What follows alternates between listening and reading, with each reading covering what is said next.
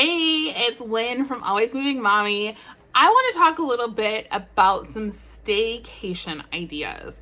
It is fantastic to take a few days off of work or get away when the kids are off of school, but it's not always in the cards, whether it be schedules just don't align correctly or the budget just isn't there for a big trip over spring break or summer vacation or winter break.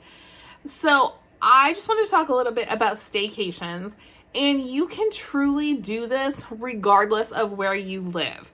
I grew up and lived in the middle of nowhere, and you could still do a staycation there. You just have to get a little more creative. Now we live in a tourist destination and there's no shortage of things to do. So a staycation here makes perfect sense as well.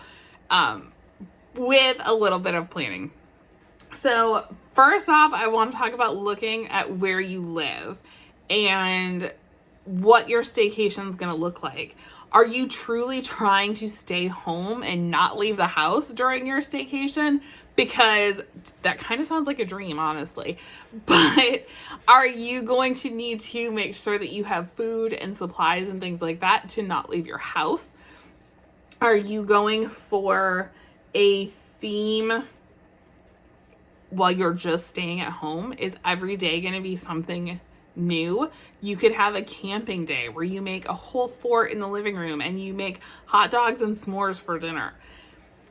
You got to go on a camping vacation and you didn't leave the house. Like, it doesn't have to be an elaborate thing for a staycation. You can do simple things like you want to learn to make bread. Okay, one day of our staycation, we're going to try and make bread. We can make it into an experiment. What if we make bread? What if we make pizza crust? What if we use this kind of flour or that kind of flour? What if we make bread in the oven and make bread in the bread maker? It just depends on how creative you want to get, what you want to do.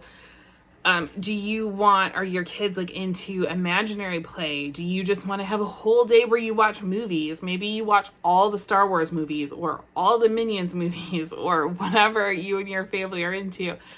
Maybe you have a day where it's all about reading and you hit the library and you all pick books to read for the whole rest of the staycation.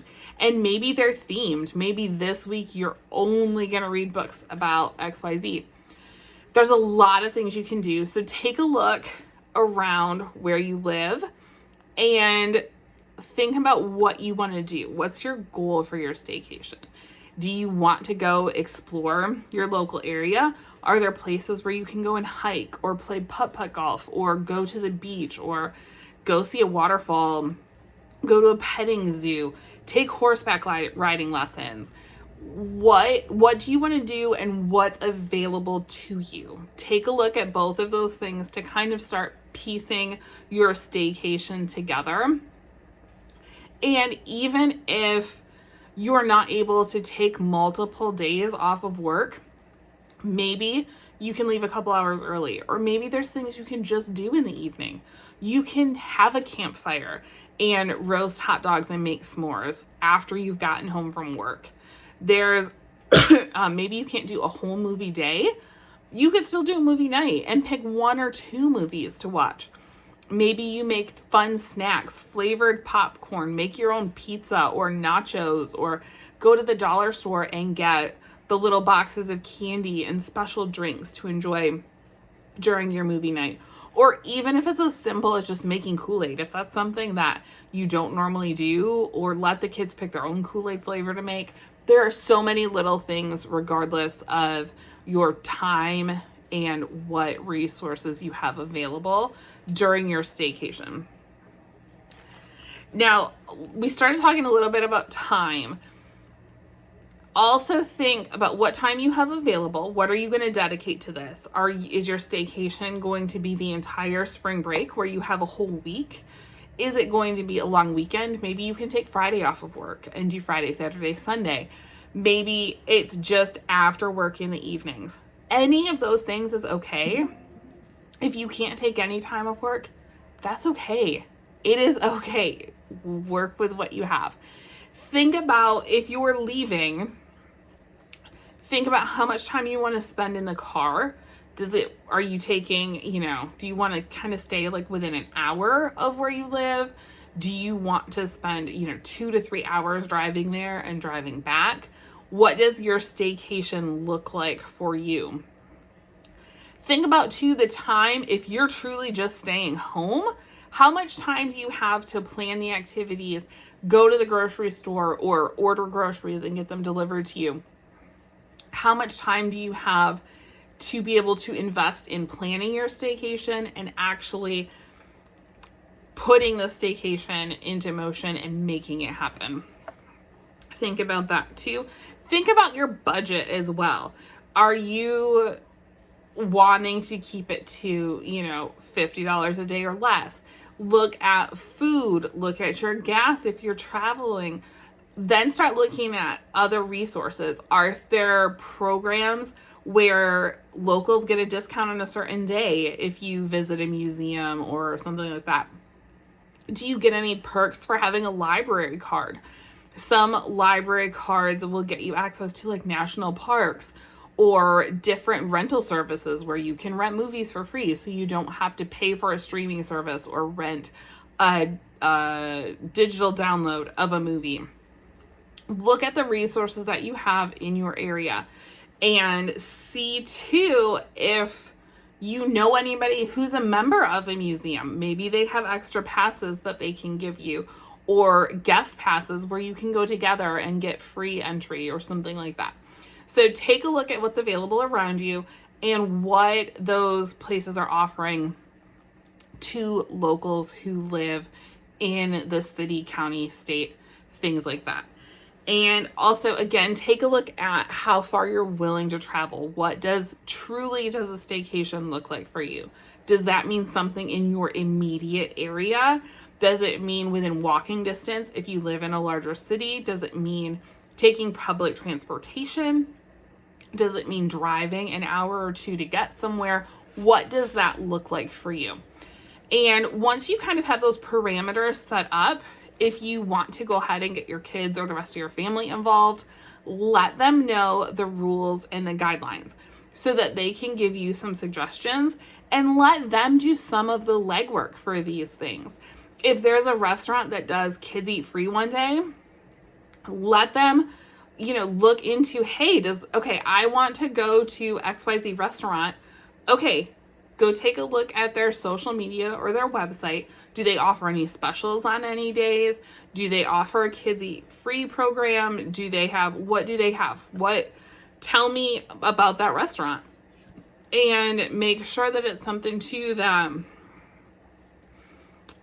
if you're allowing other people to get involved, are each of your kids getting a day to choose to do something, or choose somewhere to eat, or choose a snack, or choose a movie, or any of those things? Are you making the final say? Is there voting involved? Make sure that you have all of these rules and guidelines in place before you get started letting everybody have a decision to make, because that may be a deal breaker. If they want to go bowling and your budget is $50 a day, but for your family of 6 to go bowling, it's $75. Sorry, we can't do that this time around. Or, are we willing to not do something the next day so that we can put that money towards the bowling day? You'll have to think about all of those things. There's no right or wrong answer. If this is also something that you're going to do and you want to kind of budget for it, you can definitely pick up gift cards at local businesses throughout the year. So if your budget is $50 a day, you could go to several businesses. If you know you're going to do this, if you can buy them around holidays where they're running promotions, where you're getting additional money for purchasing a gift card, that's a really great way to do it. If you have like a Sam's or a Costco where you can purchase gift cards at discounted prices, that's another really good way to do it. But by purchasing these gift cards in advance and saying, okay, we have $50 to go to this place. We have $50 to order pizza. So what can we order to get to our $50 to make the most of our money? or everybody gets to pick out something as long as the total's under $50. But having that built-in budget of knowing that the gift card is there can help too. And that way you're not having to spend a ton of money all at one time. You've kind of been able to budget it and spread out those expenses a little bit over time as well. And don't forget, if you have credit cards that have loyalty programs or points or access to anything, museum, movies, anything like that, make sure that you're using all of those resources. You can also use things like Fetch, where you get the points back for scanning your receipts and get gift cards that way to help keep the cost down for these staycation activities. Just be really smart about your resources. It doesn't have to cost a ton of money. The more you spend does not mean the more fun that anybody is going to have. You could have the most fun ever making your own sidewalk chalk and going out in the driveway and coloring. There's nothing wrong with that. It doesn't have to be a big, elaborate trip. It's about spending time together and making memories, regardless of how old your kids are and regardless of how much they might just grunt and groan and not be too excited about it. I promise they will. They'll remember it. They'll enjoy it, especially if they get to be part of the process and help plan some things. Like I said, I have a bunch more information over on the blog. Check out alwaysmovingmommy.com. Let me know if you have any questions or any tips, because I would love to learn from you guys too. And I will see you soon.